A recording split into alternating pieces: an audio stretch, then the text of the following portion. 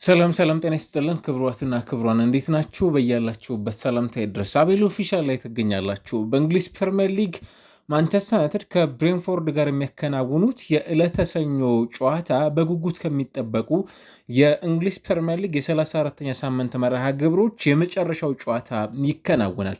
ታዲያ ይህ ጨዋታ ሲከናወን ማንቸስተር ዩናይትድ በእንግሊዝ ፕሪምየር ሊግ ሶስተኛ ደረጃ 58 ነጥቦችን ሰብስቦ የሚገኝ ክለብ ነው። ብሬንፎርድ በአንጻሩ 48 ነጥቦችን ሰብስቦ ከዩናይትድ በ10 ነጥቦች ዝቅ ብሎ በደረጃ ደግሞ 9ኛ ደረጃ ላይ የሚገኝ ክለብ መሆኑን ያስተዋልን እንገኛለን። ማንቸስተር ዩናይትድ በእንግሊዝ ፕሪምየር ሊግ ቼልሲን 1-0 አሸንፎ ሲመጣ፣ በአንጻሩ ብሬንፎርድ ደግሞ ከፉልሃም ጋር የአቻ ውጤት፣ ከኤቨርተን ጋር የአቻ ውጤት፣ ከሊድስ ጋር የአቻ፣ ከወልቭስ ጋር የአቻ እንዲሁም ከዌስትሃም ጋር የአቻ ውጤት ባለፉት 5 ጨዋታዎች አንዱን ማሸነፍ ያልቻለ ክለብ ሆኖ በዚህኛው ሳምንት ደግሞ ከማንቸስተር ዩናይትድ ጋር በኦልትራፎርድ ምሽት 4 ሰዓት ላይ ጨዋታውን ያከናውናል። ታዲያ ከዚህ ጨዋታ በፊት ምን አዳዲስ ነገሮች አሉ፣ ምንስ ይጠበቃል የሚለው በጉጉት ከሚጠበቁት መካከልም ጭምር በቀዳሚነት የሚነሳ ነው። ካለፉት 3 መርሃ ግብሮች ብሬንፎርድ ከዩናይትድ ጋር ባደረጓቸው ብሬንፎርድ ሁለቱን አሸንፏል፣ 4-3 እና 3-1 በሆነ ውጤት።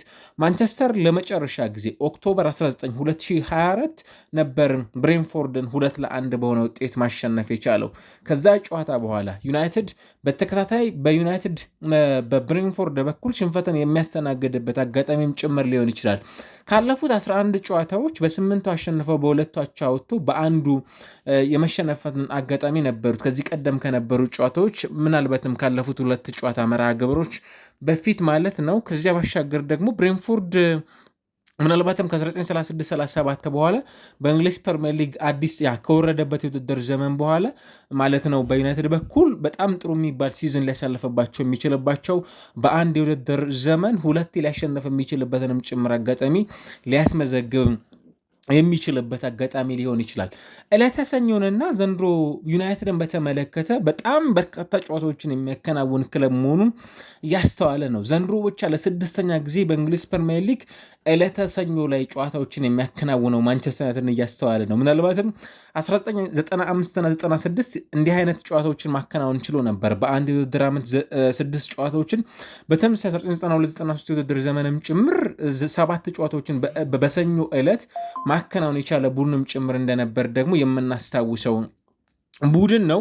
ከዚያ ባሻገር ለማንቸስተር ዩናይትድ በኤቨርተን 1-0 ሽንፈትን ካስተናገደው የኖቬምበር ጨዋታ በኋላ 21 ጨዋታዎች ላይ በተከታታይ ባደረጋቸው የእንግሊዝ ፕሪምየር ሊግ መርሃ ግብሮች ላይ ጎሎችን አስቆጥሯል። ይህም ከአሰልጣኝ ሰር አሌክስ ፈርጉሰን በኋላ ዩናይትድ በተከታታይ ባደረጋቸው ጨዋታዎች የ2012 እንዲሁም ደግሞ 2013 በኋላ በበርካታ ጨዋታዎች ላይ ጎሎችን ማስቆጠር የቻለ ቡድንም ጭምር ደግሞ ያደርገዋል። ምናልባትም 23 አጋጣሚ ጨዋታዎች ላይ በዛን ውድድር ዘመን ጎሎችን ማስቆጠር የቻለ ቡድን ነው።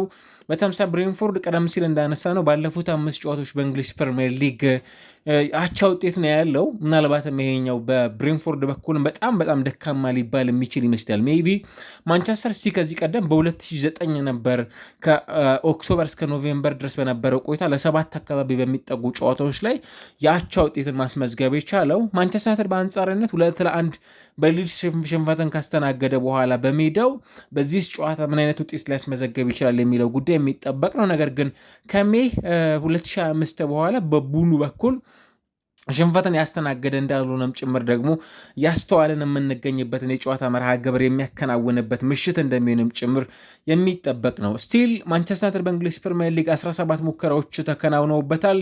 ምናልባት ይህንን ቀደም ሲል እንዳነሳነው ሁሉ ቼልሲን 1-0 በሆነ ውጤት አሸንፈው ነበር የመጣው።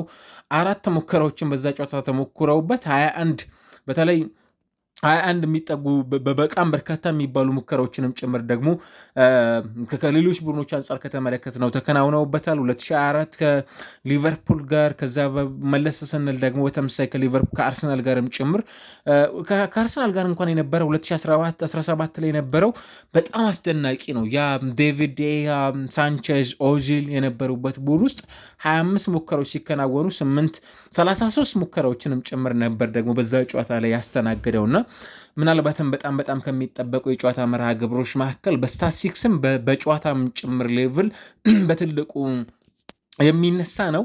ለብሩኖ ፈርናንዴዝ የጨዋታ ብዙ ትርጉም የሚኖረው የጨዋታ መርሃ ግብር እንደሚሆን የሚጠበቅ ነው። እንግዲህ ብሩኖ ፈርናንዴዝ እያንዳንዱ ጨዋታ ላይ ኬቨን ደ ብሩይነና ከቴሪ ዳንኤል ኦንሪ ጋር ስሙ ይነሳል። እንደምታስታውሱት ቡድኑ 18 አሲስቶች ላይ ደርሷል በእንግሊዝ ፕሪሚየር ሊግ።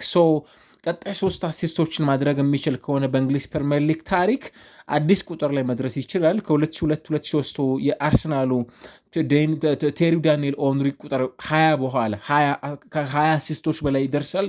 ኬቨን ደብሩይነም በ2019-20 በተመሳይ 20 አሲስት አድርጓል። ሜሱት ኦዚል በ2015-16 19 አሲስቶችን አድርጎ ነበር በአርሰናል። ከነዚህ ተጫዋቾችም የተሻለ ቁጥር ላይ መድረስ የሚችልበትንም ጭምር ስታትስቲክስ እንዲያስመዘግብ ምክንያት ከሚሆኑት ጨዋቾች መካከል አንዱ መሆን የሚችልበትንም ጭምር ደግሞ ቁጥር አሊያም ስታትስቲክስ ማስመዝገብ የሚችልበትን አጋጣሚ ይፈጥርለታል። ይህንን ከተመለከተን በማንቸስተር ዩናይትድ በኩል አሊያም ደግሞ በተመሳሳይ በዚህ ቡድን በኩል እጅግ በጣም ከሚጠበቁ የዕለቱ የጨዋታ መርሃ ግብሮች መካከልም ጭምር በትልቁ የሚነሳውን ጨዋታ ሁለቱ ክለቦች ያከናውናሉ። ዩናይትድ ምን አይነት ውጤት ሊያስመዘገብ ይችላል የሚለው ጉዳይ በጣም በትልቁ ከሚጠበቁ የጨዋታ መርሃ ግብሮች መካከል አሰልጣኝ ማይክል ካሪክ የሚጠበቀውን ሂደት የሚፈጽሙበት እንደሚሆንም ጭምር ደግሞ የሚጠበቅ ነው። ምናልባትም ስቲል በዩናይትድ በኩል የአውሮፓ ሻምፒዮንስ ሊግ ኦልሞስት እያጠናቀቀ የመጣ አይነት ክለብ ይመስላል። አሁንም ባለበት ነባራዊ ሁኔታ ለዛ ፍጹም ተቃርበዋል ብለን ከምናነሳቸው እንግሊዝ ፕሪሚየር ሊግ ክለቦች መካከል በትልቁ ልናነሳው የምንችለውን አይነት ቡድን እንደሆነ በተደጋጋሚ የተመለከትናቸው ከሚገኙ የተጫዋቾች ብቃት አሊያም የማንቸስተር ዩናይትድ ወቅታዊ ብቃት አንጻርም ከተመለከትን በዚህ ደረጃ መነሳት የሚችል ነው። ምናልባት ለኒውዮሩ ለጨዋታው ዝግጁ እንደሚሆን አሰልጣኝ ማይክል ካሪክ ቀደም ሲል ሀሳባቸውን ጠቁመዋል። ነገር ግን እርግጠኛ አይደሉም። ግን የመመለስ እድሉ እጅግ በጣም ሰፊ ነው። ፓትሪክ ዶርጉ ስቲል ወደ ሜዳ ለመመለስ ወደ ሙሉ ብቃቱ ለመመለስ ትንሽ ጊዜያቶች እንደሚፈጁበትም ጭምር ጠቁሟል። ነገር ግን እየተቃረበ ስለመሆኑም ጭምር እያነሱ ነው የሚገኙት። ከዛ ባሻገር ደግሞ ምናልባትም አሁን ባለው ሁኔታ በዩናይትድ በኩል ነገሮች በጥሩ ፎርም እየተሄደላቸው እንደሆነም ጭምር የተመለከትናቸው እንደሆነም ጭምር ተናግረዋል። ብዙዎች እንደሚሉት ለምሳሌ ሰዎች አሰልጣኝ ማይክል ካሪክንና ኦሌ ጉናር ሶልሻየር በወቅታዊ የማንቸስተር ዩናይትድ ብቃትን በተመለከተ አንዳንዶች እያነጻጸሯቸው ይገኛሉ። በተለይም የማይክል ካሪክ ደግሞ አስገራሚ የሚሆነው ቼልሲን ካሸነፉ በኋላ ቢያም ሮዘኔሮ ስንብት እንዲያጋጥማቸውም ጭምር ምክንያት ሆኖ እንደነበር እናስታውሳለን። በዚህኛው ሳምንት ከዛ ውጤት በኋላ በሌላ ፎርም የሚገኙበትንም ጭምር አጋጣሚ የሚያስመለክቱበት እንደሚንም ጭምር የሚነሳ ነው። ይሄኛው የጨዋታ መርሃ ግብር ለማንቸስተር ዩናይትድ በእንግሊዝ ፕሪሚየር ሊግ በጣም ትልቅ ትርጉም የሚኖረውን ጨዋታ እንዲያከናውን በቡድናቸው በኩል የሚያደርጉበትን አጋጣሚ ይፈጥራል። ምክንያት ካለን ለዩናይትድ ይሄኛው ጨዋታ ምን አይነት ትርጉም ነው የሚኖረው? ለምሳሌ በተመሳሳይ በዚህ ሰዓት ላይ በአስቶን ቪላ፣ ሊቨርፑል፣ ማንቸስተር ዩናይትድ መካከል 58 ነጥቦችን የያዙ 3 ክለቦችን እንመለከታለን። ምናልባትም ልዩነት የሚያመጣው ማንቸስተር ያንን ጨዋታ ማሸነፍ ከቻለ ነጥቡን ወደ 61 ከፍ ማድረግ ይችላል። ይሄ ማለት ከሊቨርፑልም ሆነ ከአስቶን ቪላ ጋር የሚኖራቸውን የነጥብ ልዩነት ከፍ ማድረግ ይችላል። ዩናይትድ በዚህ ሰዓት ላይ ከሁለቱ ክለቦች ተሽሎ የምንመለከተው ባስቆጠራቸው ጎሎች አሊያም ባሉት ንጹህ ጎሎች ብቻ ናቸው። ከዚያ ውጭ ባሉት ነገሮች ለምሳሌ ኢቭን ከሊቨርፑል ጋር በተመሳሳይ 13 ላይ ይገኛሉ። በዚህ ሰዓት ላይ 58 ነጥቦችን ሰብስበዋል። ብዙ ጎሎችን ባስቆጠረ በሚል ነው እንግዲህ የተሻለ ሆኖ ልንመለከተው የምንችለው። በዩናይትድ በኩል ይሄ ወቅታዊ ፐርፎርማንስን በተመለከተ ዩናይትድ ካለፉት ለምሳሌ 6 ጨዋታዎች በ3 አሸንፎ በሁለቱ ሽንፈትን አስተናግዶ በአንዱ ያቻ ውጤት ያለው ክለብ እንደሆነ ስንመለከት ቀጣይ የሚያከናውናቸው የጨዋታ መርሃ ግብሮች በክለቡ በኩል በጣም ከሚጠበቁ የጨዋታ ሂደቶች መካከል እንደ አንዱ ሊጠቀስ የሚችለውን የጨዋታ መርሃ ግብር ማንቸስተር ዩናይትድ በተመሳሳይ የሚያከናውንበትን ሂደት እናያለን። ይሄኛው ጨዋታ በጣም ትልቅ ትርጉም ከሚኖራቸው የጨዋታ መርሃ ግብሮች መካከል በቀላሉ የሚታይ እንዳልሆነም ጭምር ደግሞ ሊነሳ የሚገባውን የጨዋታ መርሃ ግብር ሁለቱ ክለቦች ያከናውናሉ። ማንቸስተር ዩናይትድ ቀደም ሲል እንዳነሳ ነው ሁሉ በዚህኛው ሳምንትስ የሚኖረው የጨዋታ መርሃ ግብር ምን ሊሆን ይችላል የሚለው በጣም በጉጉት ከሚጠበቁት መካከልም ጭምር በትልቁ ልናነሳቸው ከሚገቡ የጨዋታ ሂደቶች መካከል የምንመለከተውን ጨዋታ ያከናውናል። ብሬንፎርድ በእንግሊዝ ፕሪሚየር ሊግ በጣም ቀላል የሚባል ክለብ እንዳልሆነ በተደጋጋሚ እየተመለከተን ነው። ቀደም ሲል ያነሳ ነው የመጨረሻው ጨዋታ እንኳን በቀላሉ ከተመለከት ነው ለብሬንፎርድ በጣም ቀላል ነበር። ኦፕታ አናሊስት በዚህ ሰዓት ላይ ለማንቸስተር ዩናይትድ 51.5% ጨዋታውን የማሸነፍ ቅድመ ግምት መስጠት የቻለ ቡድን ነው። ይህንን ካያችሁ ለዩናይትድ በጣም በታሪክ ከሚጠበቁ የጨዋታ መርሃ ግብሮች መካከል አንዱም ይሆናል። ክለቡም እንደ ቡድን ከተመለከት ነው ምናልባትም የኛውን ጨዋታ በጣም አስፈላጊ እንደሆነም ጭምር የምናነሳበትን ሂደት እናያለን ማለት ነው። ማቲያስ ኩኛ፣ ብሩኖ ፈርናንዴዝ፣ ብሪያን ኤምቤሞ በጨዋታው ላይ በጣም የሚጠበቁ ቁልፍ የሚባሉ ተጫዋቾች መሆናቸውን ደግሞ መዘንጋት ያለብን ጉዳይ እንዳልሆነ ይታወቃል። በዚህኛው የጨዋታ መርሃ ግብርም ከዛ ጨዋታ በኋላ ምን አይነት ምሽት ያሳልፋሉ የሚለውም ጭምር የሚጠበቅ ነበር። ለምሳሌ በዛ ጨዋታ ላይ አንድ ጎል ሲያስቆጥሩ 2.08 ኤክስጂ ነበራቸው። ምናልባትም ከብሬንፎርድ የተሻለም ጭምር ኤክስጂ ነበራቸው። ነገር ግን ክሊኒካል እንዳልነበሩም ጭምር ከምናስታውስባቸው ምሽቶች መካከል ደግሞ በትልቁ የሚነሳ እንደነበረም ጭምር ከምንጠቅሳቸው የዚህ ውድድር ዓመት የእንግሊዝ ፕሪሚየር ሊግ የጨዋታ መርሃ ግብሮች መካከልም ጭምር ደግሞ በቀዳሚነት የሚጠቀሰውን ጨዋታ ነው ብለን በትክክል ከምንጠቅሳቸው አሊያም ሜንሽን ከምናደርጋቸው የጨዋታ መርሃ ግብሮች መካከልም ጭምር የሚነሳ ነው። ለዩናይትድ ይሄ ጨዋታ በጣም ቀላል እንዳልሆነ በትልቁ ማንሳት የሚገባን ይመስለኛል። ብሬንፎርድ ለቆሙ ኳሶች ፍጹም የሚመች ብለን ከምናነሳቸው እንግሊዝ ፕሪሚየር ሊግ ክለቦች መካከል በትልቁ የምናነሳው ነው። ለዛ ብቻ አይደለም፣ ፕሪሚየር ሊግ ውስጥ አዲስ ቡድን አይመስልም አይደለ? ብሬንፎርድ በተለይም አሰልጣኝ ካሰናበተ በኋላ ቁልፍ የሚባሉ ተጫዋቾችንም ጭምር ከለቀቀ በኋላ ይህንን ካየን ለብሬንፎርድ ነገሮች በጥሩ ፎርም እየተጓዙላቸው ነው የሚገኙት። ማቲያስ ዴሊት ወደ ትሬኒንግ ተመልሷል። ስቲል ግን ሪከቨሪ ላይ ነው የሚገኘው በወቅታዊ ሁኔታዎችን በተመለከተ በዚህ ጉዳይ ላይ የሚጠበቅ ነው። ሄንደርሰን ለጨዋታው ዝግጁ አይደለም ተብሏል። አሁን ባለበት ነባራዊ ሁኔታ ምናልባትም በብሬንፎርድ በኩል አሰልጣኝ ኬቲ አንድሪውስ እንደገለጹት ማለት ነው ጆርዳን ሄንደርሰን የቀድሞ ሊቨርፑል የአማካይ ስፍራ ተጫዋች ለጨዋታው ዝግጁ የሚሆንበት እድል እጅግ በጣም ጠባብ ነው። 35 ዓመቱ ላይ እንደሚገኝም ጭምር የሚታወቅ ነው እና በጨዋታው ላይ መመልከት እድላችን ላይኖር እንደሚችልም ጭምር ከሚጠበቁ የዚህ ቡድን ተጫዋች መካከል እንደ አንዱ እናነሳዋለን። በዩናይትድ በኩል ግን ነገሮች በጣም በቁልፍነት ከሚጠበቁት መካከልም ጭምር የሚጠቀሱ ናቸው። ቤንያሚን ሼስኮስ በዚህ ጨዋታ ላይ በቋሚነት ይጀምራሉ። አንዱ ከሚጠበቁት መካከልም ጭምር በትልቁ የሚነሳ ተጫዋች መሆኑን እየተመለከትን እንገኛለን።